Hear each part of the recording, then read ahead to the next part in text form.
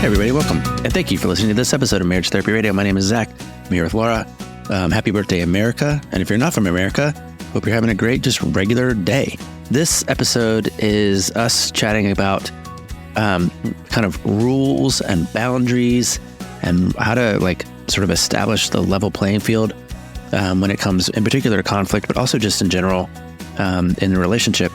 We have a fun chat. We've got a bunch of interviews coming up, which will be really cool. For now, it's just me and Laura. This is a very cool conversation. Stick around. I told you I have a lot of updates. Okay. I want to tell you some updates. Okay. First of all, yes, I did my hair and I'm wearing makeup. That's a big update. Did you hear me say when I got on, this is a new look for you? I was like, this is a new look for you. You look like you did something. Yeah, I was going through a bit of I don't know if it's like a slump, but I just wasn't. It's been about 2 months since I've kind of done myself up, I guess. Yeah. I mean, on vacation, I did it a bit because I needed to, but I get into these funks. But yeah, I felt like getting pretty and I got my hair did yesterday. So I'm a blonde again. Yeah. Yeah. I'm always a blonde. Okay. A couple life updates. First of all, I'm in the process of moving. I wish I could show you my office because it is an absolute dumpster fire. Okay. So we're moving out of our house so that we can start the remodel. And I love a good purge. Do you ever go through your house and just purge a ton of stuff? Sometimes, not really. I mean, I don't have a very big house. We don't really have very much stuff. So, yeah. Well, just because you don't have a big house doesn't mean you can't have a lot of stuff. Yeah. I know a lot of people that have small spaces, but too much stuff. Yeah. Okay. I mean, yes and no would be my answer. But I also know about you that you like a good purge. I do. I love a good purge. I love kind of a minimalist. I'm not a minimalist, but I'm constantly going through, in my mind, I can think of a few things that I've been staring at in my kitchen cabinets where I'm like, we don't need those 2 wine glasses. I don't know if other people's brains do that, but I'm like, that's excess. That right there is, we haven't used it. We can probably do a really good purge.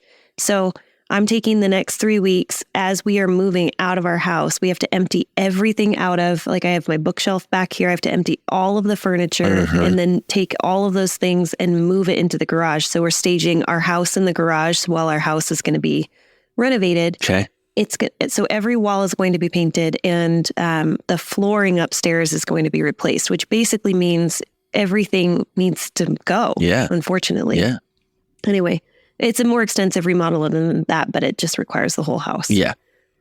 Second life update. Okay. Did I tell you that I'm going to run 30 miles? No. I don't know how this is going to go. I think it's going to be fine. But Ellie, we used to call her Eliopolis, but it's Eliopolis, but it's more fun to say her name that way. Hot mom that you met. When she turned 40, she said, here's what I really want to do. Yeah. I really want to run Wildwood. Wildwood is this interurban trail. I don't even know if it's interurban. I guess it is. And it runs from Portland. It sort of starts in Portland, but it's a 30-mile forested trail run, and it's 30 miles long. Mm-hmm. And so we're going to do that on Saturday. And so you're going to run 30 miles on Saturday? Yeah. Okay. It's happening. Yeah. That's why I'm kind of like, this is sort of interesting news, right? Yeah. I've never run more than 14 miles. Okay. So we're doing it in a group. I walked home from my office yesterday and pulled a muscle. So there's that. How far is that? 2 miles? Maybe. Which muscle? Which muscle did you pull? Something in my pinky quad. Muscle? Look, and I got this little massage gun thing that Rebecca gave me to That's a small gun. On my quad. So yeah. On your quad. I'm 50. I cannot believe that you just said you were using this little Theragun situation on your quad because you walked home from your office. I know. I don't like being 50 at all, by the way. I've decided in the last 2 weeks I actually hate it. I loved being almost 50. What the hell are you going to do about it? I don't know. I keep hearing you say, I don't like it. Listen, you don't keep good. hearing me say that. We've talked twice since I turned 50, and I'm just adapting to this whole situation. So just get off my back. I have been talking to you about the pre-50 Leave me alone. Feelings that you have about yourself. Leave me alone. Yeah. All right. Well, we can just keep talking about it with no change. I'm going to start this Theragun right here. Will you put it on the microphone so we can hear it? That is like Pavlov to me. I hear a vibration and then you're the worst. Start sweating. You're absolutely the worst. Okay. I'm just doing I'm doing therapeutic massage on my leg. hold on. I have a dad joke. I sent it to you. Do you have it on your phone? Because I delete all my text messages. I remember it. Okay. I'll say it. Are you ready? Yeah. Oh, do you want to say the punchline? No, I'm going to say both of them. Okay. Hey, Zach, what's one saggy boob say to the other? And then I said, I guess you'll never know. But that's not the answer. What's the answer? In case you're wondering about that, that's because, like my hair, other things on me are not all natural. And no, what does one saggy boob say to the other? We better get some support around here. We're going nuts. Or people are going to think we're nuts. People are going to think we're nuts. Thank you. It's pretty funny though, right? Yeah. It's hilarious. Good job. Yeah. Okay. All right. What so else? Update number 1, you are moving and your house is chaos because you're purging stuff. Update number 2 is you're running 30 miles this weekend. Yeah. Did you have a third update? I'm planning my husband's 40th birthday and I'm absolutely crushing it. Oh, nice. It came to my attention that he wanted me to plan it. And so I decided we're going to go to Palm Springs. We're going to rent a giant house. Okay. And we invited like all of his friends. Okay, cool. And so it's going to be a couples like getaway in November. Guys are going to golf. If girls want to golf, great. Girls go golfing too. But I have to show you this list. I'll send you the Airbnb link because it is an absolute bonkers house. Okay. And I am learning to let go of money in certain ways and to put it towards certain values. And this is something that I feel very strongly. I want to celebrate my husband. I want to celebrate the relationships that we have with people. I want to celebrate fun and adventure. And that's where our values lie. Totally. So I'm going to throw a ton of money at his 40th 100%. birthday. And then I'm going to not buy anything, like materialistic that doesn't align with my values for the next year to pay for this party. Whatever works. That's right. Yeah. All right. Those are my updates. Okay, cool. What do you got? Other than you're 50 and you pulled a muscle in your quad walking home. I don't have much. I'm buying a new car today. Oh. You'll be happy to know. You guys, did we talk about your car situation? I don't think we did. Oh my goodness gracious. Zach, you have wonderful qualities, but one of them is not your car. Yeah. I got into his car, which is a perfectly fine car. Yeah. And I literally looked around. No, you didn't. You could. Before you got in my car. Yeah. You I was like, said, this is yours. What is this? This is disgusting. What is this thing? What is happening right now? What is this? Yeah. You didn't get in my car and then look around before you sat down. It was like covered in moss. Things happen in Washington. I get it. It's like a wet climate. If you're not housing your vehicle in a garage, it's going to naturally gather moss and mildew and stuff. But it wasn't the outside of the car that I was concerned about. It was the inside. I got in and I could have scraped with my fingernail an inch of grime. I don't even know what it was because you're not a filthy human being. Okay. You're not. But your car is filthy. And I said, I will pay to have someone come to your home and detail your car. And you said, don't do it. I'm going to buy a new car. And so your car is going to remain a dumpster fire. I'm not buying a new car because it's dirty. I'm buying a new car because my kids don't know how to drive a stick. And we only have the 3 and we're in chaos because everybody needs a car at different times. And so I was due for a new car anyway, but then I decided now is the time, this summertime. So I found the car. Will you be taking care of your vehicle in a different way? I'm going to wash it every day. I'm going to get some of that stuff and spray it on every single day when I get out. Soap. Yeah. No, it's not soap. It's like, here's another thing that I don't think I told you. Did I tell you I won a national trivia contest? No. This is my news thing that I say at parties. I won a national trivia contest, but you're the most interesting man in the room. Well, it was at Applebee's. It was what? It was at Applebee's. Was it the national trivia contest? Well, it was at Applebee's and they have these little things on the table that you can play games. And if you pick the trivia game, there's people playing from all over the country at the exact same time as you. Okay, so that makes it national. Yeah. And so I won that contest one day. Okay. A couple weeks ago, Rebecca and I went. I think you should take whatever you can because you're 50 and you're entitled to it. And then I learned there's a song that goes, is like Applebee's on a date night. And that's what we were. Did you know that song? Yes, it's a country song. Yeah. It turns out I like country music or parts. I think you do. Mm-hmm. Some country music. Because country music, opposed to a lot of other music like pop music or whatever, is a story to like music. Yeah. The lyrics make sense. Yeah. About your dog and your wife leaving you and your tractor. Do you know what happens if you play country music backwards? What? They get all their stuff back. You get your dog back and your wife back and your car back and your truck back. I knew that one. I knew it. Okay. Hey, here's what I wanted to talk about. Yes. Because we always hop on and you go, do you have anything to talk about? And I was really fired up today. So I was on the bike, on the trainer, which drives my husband nuts because it's literally like the most gorgeous time of day in the morning to go outside and ride your bike. And I'm still on the trainer in like riding Zwift, but it's so that I can do things like this. I was watching this documentary. We've talked about her book before, Fair Play. I reached out to her and asked her to come talk to us, but she... Did you? Yeah. You didn't get any here? No, she's too busy. She's probably really busy. She's fancy. Yeah, so I'm watching this documentary and it's talking, it's kind of setting the scene and giving a lot of context as to this idea of a second shift or there being a domestic imbalance in the household. So I don't want to spend any time actually talking about this other than bringing it to my attention that I was working out this morning and I was consuming intelligent information. Okay. And I feel so good right now that I kind of feel like I have something to offer someone. So, okay. Great. How can I put this? Eve Rodsky. That's her name. Eve Rodsky wrote that. Yeah. I don't know how I want to, I guess it's a little bit of a challenge in that I think that there's some boredom that can set in, boredom with ourselves. Does that make sense? Sure. Like if there's boredom with ourselves when we're not growing. And I had that experience, I think, where I was not growing intellectually. I just didn't want to read any new books. I didn't want to engage in my field. I get a little overwhelmed in the field of couples therapy because I talk about it on the podcast. I talk about it with my clients. I teach it on the road.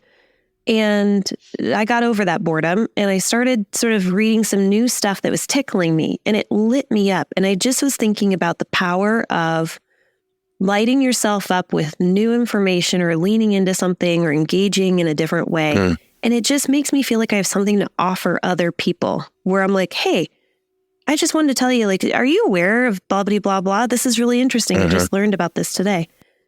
I just remember somebody saying, like, if you're bored in your relationship, it's probably because you're boring. And I was like, ooh, I like that. I like that a lot. So what would make me less boring? Maybe if I had something to say. Or if you were learning something. Yeah. Like if you won a national trivia contest. Yeah, 100%. Because you know a lot of things, because you read. Anyway, that's not actually what I want to talk about. Oh, good. I mean, okay. Yeah. Phew. But okay, here's the segue. Here's the reason why I brought that up. By the way, watching this document. Yeah. Sorry, are we still on Eve Rodsky or are we moving on from Eve Rodsky? It's a segue from Eve Rodsky. So she had, like, similar to what you're describing. I reached out to her and asked her to come on the podcast. She didn't respond, but then I realized that she is talking to Oprah and people. She's not really talking to us. But she has a little sub brand, which is called This Unicorn Life. And I think it's sort of similar to that. Like, how do you inject interesting things or sort of magical things or playful things into your world so that you're not boring or so that you're not bored? Right. So just as maybe an extension of what you saw this morning, or if anybody else is interested in checking her out, I follow both of them now or Marriage Therapy Radio follows both of them now on Instagram. So if you are interested in that sort of thing and learning more about Eve Rodsky, then yeah, she's got a lot going on right in the vein of what you're talking about. But that's not the main thing of what you're talking about today, if I understand you correctly. No, but all of a sudden it just jogged this idea that I had, which is this guilt that folks carry about having their unicorn time or unicorn space. I can't remember. It's been a while since I've read her book, but she talks about this unicorn space. And that's the things that kind of light you up, that bring you joy, and making sure to incorporate those into your day. And I had this moment with my mom yesterday. My mom now lives in Bend, Oregon. And I was going to anyway, I'm trying to line up childcare. Something happened this weekend where I'm going to run Wildwood. 30 miles. Ryan's in a golf tournament. No way. They're both multiple days that we're going to be present, which means who's parenting? And I have these 2 granny nannies in Bend, Oregon. So we'll reach out to them. And my mom do they doesn't say it. Do your moms get along? Just like, fine. could they like tag Totally. team the granny nanny situation and like have a day of 3 people together? Like the 3 of them hang out together. Oh, that's cool. Well, I don't know if they necessarily, but like we were gone in Cabo, and Ryan's mom took my mom out for dinner. Oh, that's sweet. Isn't that lovely? Yeah. Yeah. I mean, they're 2 single women in their 60s and 70s. They're very different women, but I think that they can enjoy each other's company for short periods of time. Okay. All right. That's a good. nice way to put it. That's a good thing to have in. Yeah. Okay. But my mom expressed to me, and everything about the way that I receive information from my mom is very covert and passive. But in so many ways it was, well, what the hell are you doing that you can't parent your child? Like, why are you, if you're not working, then what is so important that you can't be around for your kiddo? And I'll just express this because this is around this like unicorn time. Yeah. For me, it is just as important for me to take time away to do the things, the unicorn space, running, like being with my friends, whatever. And for Ryan to have that unicorn space of being with his friends, golfing in a golf tournament, that it's just important. So I think my mom in her mind comes from an old school, which is basically the only thing that should take you away from your kid is if you're working. And I'll be there for you if you're hustling and you're working and I can step in. But there was like some timidness or some like, I don't know if I'm going to be available to watch your child, almost like she doesn't want to reinforce this space. And I will just say it's coming from an old school mentality that you work and there's no time for fun. Yeah. And I have been constantly trying to overcome that to create balance of joy and fun and that unicorn space. And yes, I need childcare for that as well. It's not a bad thing if you want to go to happy hour with your friends. And you need a babysitter to come and like watch your children so that you can have a little joy, step away and be an adult. Just going to put that out there in the universe. Okay. In my case, it's me running 30 miles, but. Yeah. Okay. And I don't know if this is close to what you're talking about. And again, I want to talk about what you want to talk about, but I had maybe a similar conversation yesterday with a couple, and, you know, COVID did this thing to everybody. They used to have this, I don't know if this is the same or not, but it kind of reminds me of like how important it is to have really clear boundaries around your like how you use your time. This one couple, we actually had to kind of negotiate because he has an office in the basement, but because he has an office in the basement, they don't have really clear boundaries about when he's working and when he's not working.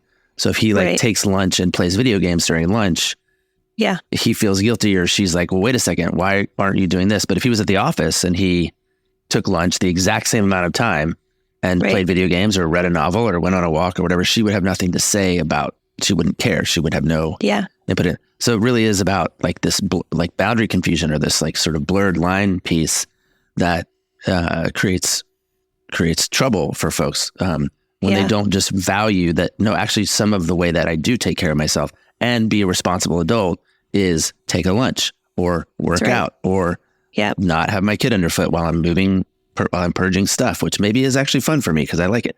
So, I don't know that, but did you get it sorted? Is she going to watch him? Like, do you have coverage for your kid situation? Out. Right. I'll figure it out.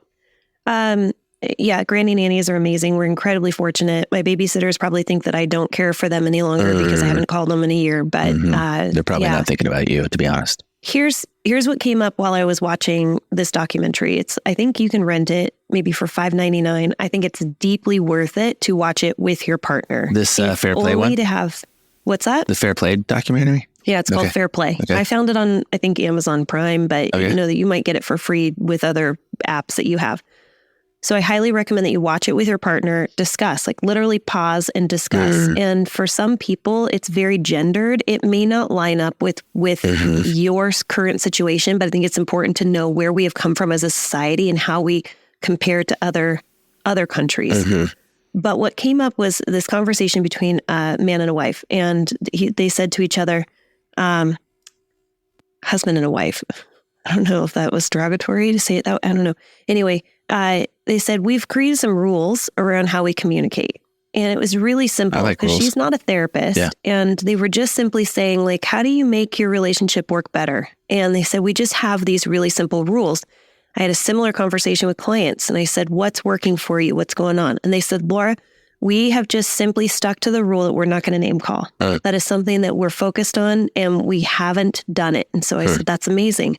That's one rule that you can follow. And maybe that's the only thing you can focus on for the next couple of weeks. But ideally, I think every couple needs to have a clear arrangement of what is acceptable and what is unacceptable and make it an explicit agreement between the two of them.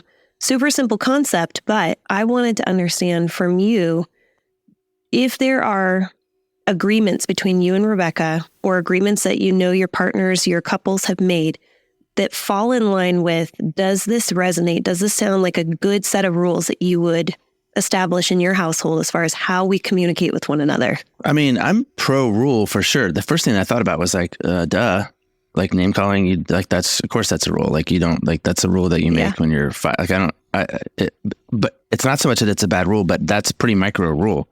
It sounds like that couple in particular could have hundreds of rules or hundreds of thousands of rules, and how do you keep track of all of them? I'm absolutely pro rule.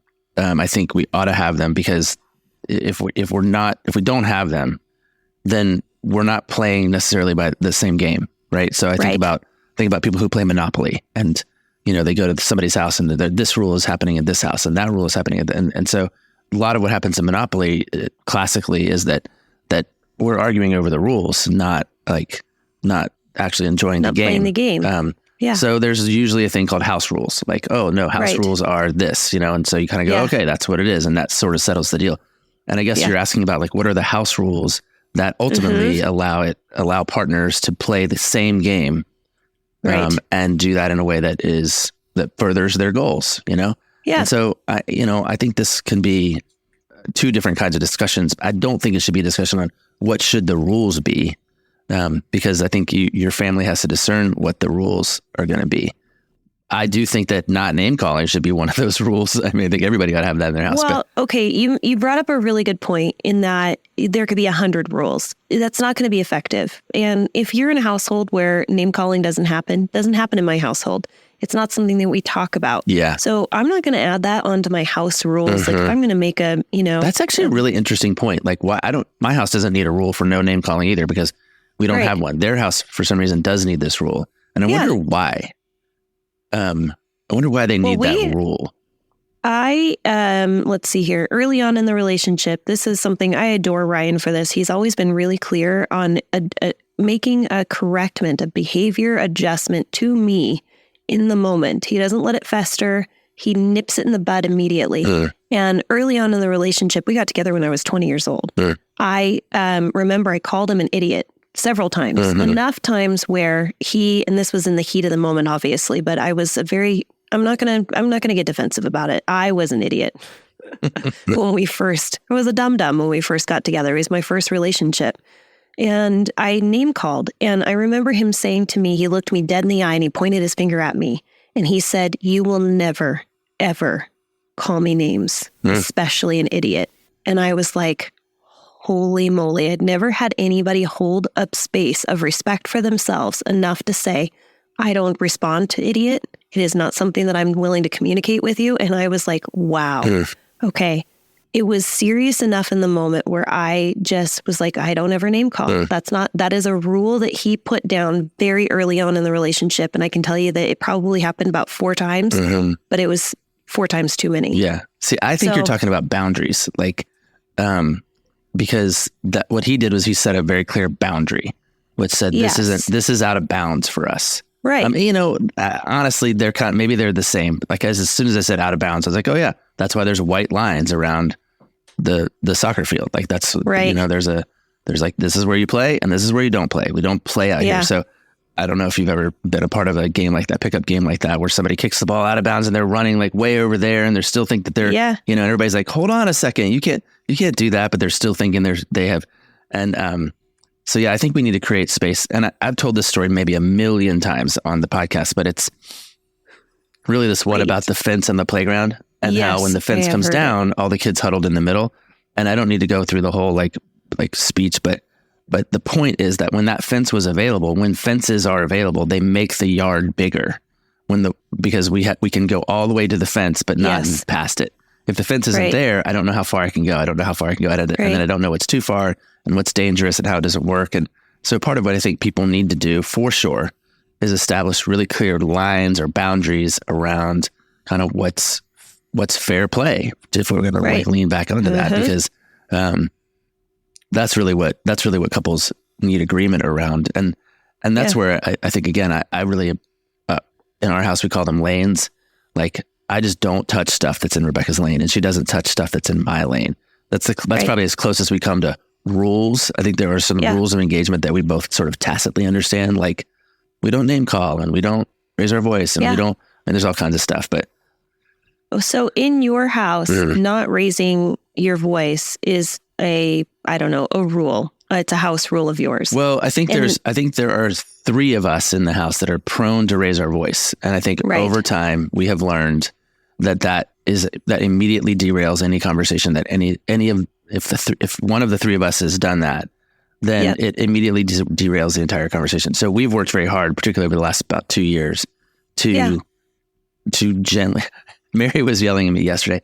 Actually, she was on the phone with her mom and she was yelling about something. She got really heated and she hung up and she was still yelling. And I just looked at her and I said, Mary, I would be so happy to have this conversation with you in a calm and thoughtful way whenever you are ready.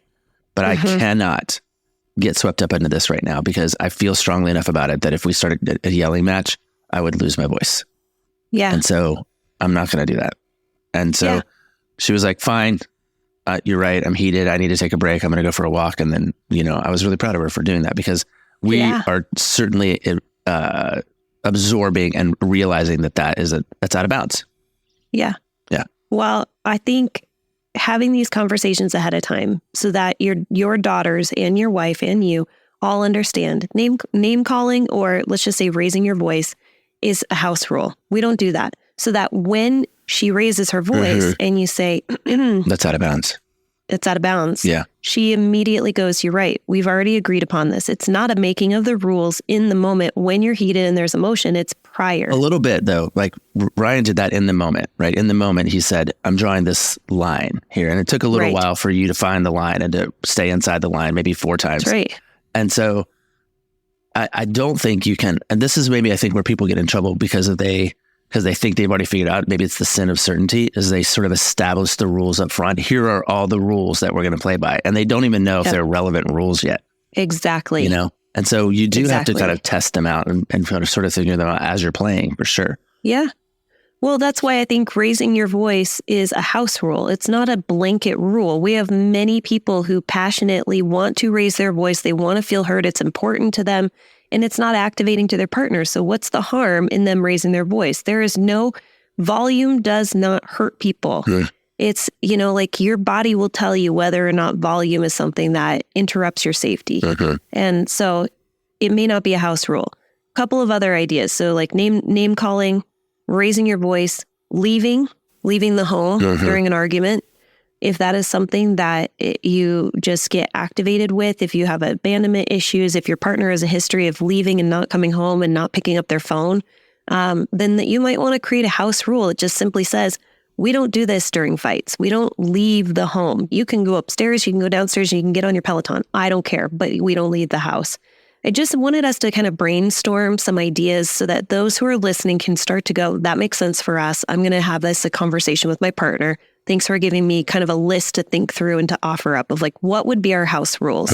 My guess is that a lot of people listening have these implicit agreements, but I'm asking you to make them explicit. I'm asking you to say, does this make sense for you? I don't need to have name calling as a rule in our house because that's not something that we do. It's something I did when I was 20, not when I'm 38, soon to be 39. So what else would be a house rule? I don't know. I mean, again, I think like I like this conversation, and I would like having it with clients, because and from my office, I'm not going to prescribe the rules. There are some basic rules that we know are problematic. They are around, say, the 4 horsemen of the apocalypse, or this idea that repair needs to be, you need to allow repair to be successful. In my house, we used to have these little things that hung on the wall, and it said, "Be kind, it's okay, and yes," were the 3 things that were kind of on the wall. And so I think maybe say yes is a rule, and again, me well enough. I don't think say yes means yes, you can do the thing that you want to do. It means yes to you. I hear you. I'm pro you. I got your back. Again, prescribing rules feels a little like, there are some sort of duh moments, but then I think the skill that people need to pay attention to is exactly that. Like, let's pay attention to what's working and what's not working. Exactly. And if it's not working for you, it's not working for the relationship. Yeah. Like if you and I were in a relationship and I was like, hey man, I don't think we should raise our voices. And you're like, I like raising our voices. And I'm like, well, it doesn't work for me. You're like, well, it works for me. Right. It doesn't work for the relationship. That's right. And so that's just a bummer. I'm like, sorry. I could maybe learn how to tolerate your raised voice, and you can maybe learn how to be a little bit quieter, but we've got to find some other way to communicate, because pushing up against things that don't work for one or the other of you is going to stress the relationship for sure. Mm-hmm.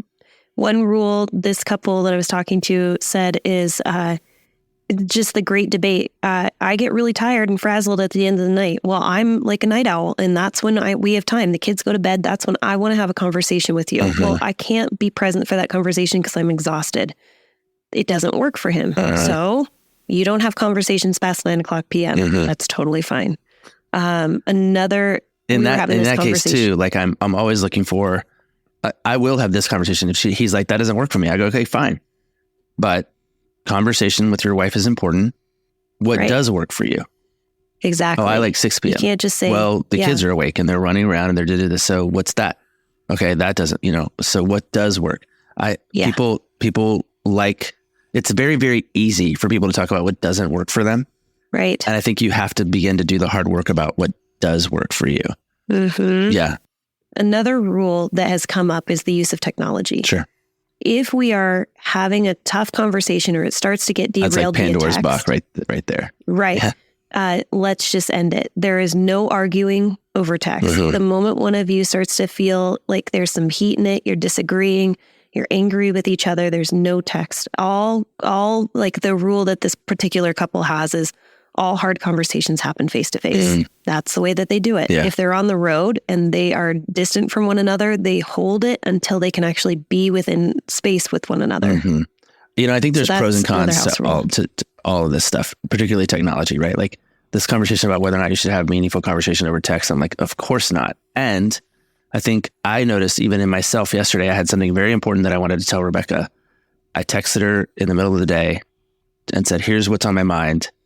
And I knew at that point I was articulating it better in writing than I would have been able to articulate it if I had said it out loud. Yep. And so I used that. And then I said, and also like, I don't need to continue this on the text stream. Like this can be the seed that I plant for later. Okay. So I think, again, there doesn't have to be a hard, fast rule, but I have been thinking a lot more lately about like how inhuman texting can be. I don't mean inhumane. Okay. I just mean it's not, there's no humanity there, because you can't do tone, you can't do pregnant pause, you can't do, humor necessarily. I mean, there's a lot that can get lost in translation. So I'm pro taking things out of the text strand and into real conversation. Even like if I were ratcheting it up even one more notch, I would say, and over a meal. And this is what I mean by that. Like if you have something important to talk about and you put it within the context of a meal, which has its own cadence unrelated to conversation, right? Like here comes the menu and here comes the food and here comes like, do you want a dessert? And there's a little bit of like this thing is about an hour and a half and we're going to talk about things other than this single topic that we have. Like I want to sit down and talk to you about this. Do you hear what I'm saying? It's like a little bit expansive. Like there's a little bit of breathing room for that tough thing that doesn't exist at all in texting. Texting is just like, here's the content, here's the content, here's the content, here's the content. And it's sort of delivered on your schedule in your own way. Yeah. Obviously I've been thinking about this a lot. So, but I think, having some real clear rules around that does feel like it respects the humanness of this, of this thing. And there's, okay. I really like what you just said, which is just, if you were to create, let's just say, house rules around your communication in your household, not other people's households, not what they're struggling with, but what you guys are struggling with, what you need to put some boundaries around. I like the idea of holding true the one single thing, which is respecting the humanness of the two of you, the humanness of each of you and your relationship. And how do you do that? Yeah, and sometimes when I'm wanting to do that, but I'm on my tight schedule in my day, and I only have a couple minutes, and I don't even know if Rebecca's available. I'll send her like a voice text. Like I'll send her I'll record a voice memo, and I'll just send it in the text stream, and I'll literally say, "Listen to this when you have some time, because this is me ranting or moving through." Like, but I'll set her up at the beginning too. Like if she gets a voice memo from me and it just pops into her inbox, she's like, "Oh no, what is this?" So I'll even for the humanness, I'll say, "Hey, give yourself a few minutes to listen to this. It's not a rant. There's some stuff that's on my mind that I need to download, and I want you to be in a quiet place when you listen." Like that increases the humanity of it, I think, and allows us to stay inside the lines. I like that. And I also like the way that you're using technology for you, which is the idea of using technology in order to enhance your relationship in some sort of way. And a house rule that one of my couples came up with was basically like, I need to be prepped. I need you to let me know what the purpose of what's coming. Basically, you can't just, blindside me. So what you're doing is there's something on your mind that you need to download. You don't know when you're going to have access to your wife. And so you download it on your own time. That's great, but I would also say that's disrespectful to the relationship if you are going to download on Rebecca without any sort of buy-in or agreement that she's ready to receive that. Yeah. So by using technology, you're saying, I'm going to download this on my own time, but now you have the opportunity to listen to it when you're ready to receive it. I like that. I think that's a great way of using technology for you. But again, I think the agreement is that you have kept a respectfulness around the humanity of your wife and the relationship to say, do this when you're ready. Totally. Yeah. And I think that's ultimately what we're aiming. You just don't want to be playing games where you're not playing by the same rule set, or you don't understand the boundaries. Like if one of you is playing by one set, one of you is playing by the other set, it's not going to be productive. And if you're not clear about the boundaries, then you won't know when you've crossed them, and all of a sudden you invited this new kind of resentment into the relationship that just doesn't necessarily belong. Yeah. So here's my challenge to everybody listening. All right. Is summer is full of road trips or free beautiful time. Dog walks or free time, or anytime you find yourself with, let's just say 25 minutes, 25 minutes, sit down with the notes app on your phone, because I know you have your phone on you, and just talk to your partner and say, what do we need as house rules? What's working for us? What's not working for us? And if it's not working, let's be really explicitly clear where the boundaries lie in our relationship. Maybe it's some of the ones that we have come up with. If you want to share and you're listening to this, send us an email, info@marriagetherapyradio.com, or hit Zach up in the DMs on Instagram. Is it the Marriage Therapy Radio or it's just Marriage Therapy Radio? Okay. And just share with us, what are some of the house rules that you came up with? I'm always interested in what works for you. And I would try and keep it, maybe 5 or less, because you just... When you send us your rules, don't send us all 10 of them or all 35, just send us only 5. Well, and your partner can't remember all 10 or 15 or 30. That's a good point. Set yourself up for success. Yeah. And then I would also get really, really clear as to what happens when we break these rules. What is the agreement of... Well, that's a whole nother podcast. What are the consequences of rule breaking in our home? Yeah. Well, I would just say, when rules are broken, like if you're playing a game and all of a sudden somebody breaks a rule, normally what happens is someone goes, "Oh, we don't do that or in the this game household. Stops, yeah. We play by different games, right? Like the game stops." I think that there needs to be a conversation around how are we going to respectfully kind of police our rules in an agreement that we are both protecting the relationship and we're protecting each other. Yeah, because if it's not working for me, it's not working for us. So what are we going to do that makes it work for us? Okay. Yeah. Okay, well, let's land this plane. Yeah. Thanks so much for listening to this episode of Marriage Therapy Radio. I've had several people reaching out recently asking about the summer series that's going on every Wednesday. That is sold out, but I do want to let you know that we do have 2 options for you. So we have a fall intensive. That's October 20th and 21st. If you register now, you get the discount of $395. That's a couples workshop over a Friday and Saturday. But then I also have the fall series that you can sign up for that starts September 13th and goes through November 1st. And that is a series that we do every Wednesday evening for couples to attend together. Same content as the intensive. It's just spread out every single Wednesday over several weeks. You can find all that information on our website at marriagetherapyradio.com. Thanks for all of your time and attention, making your relationship better today than it was yesterday.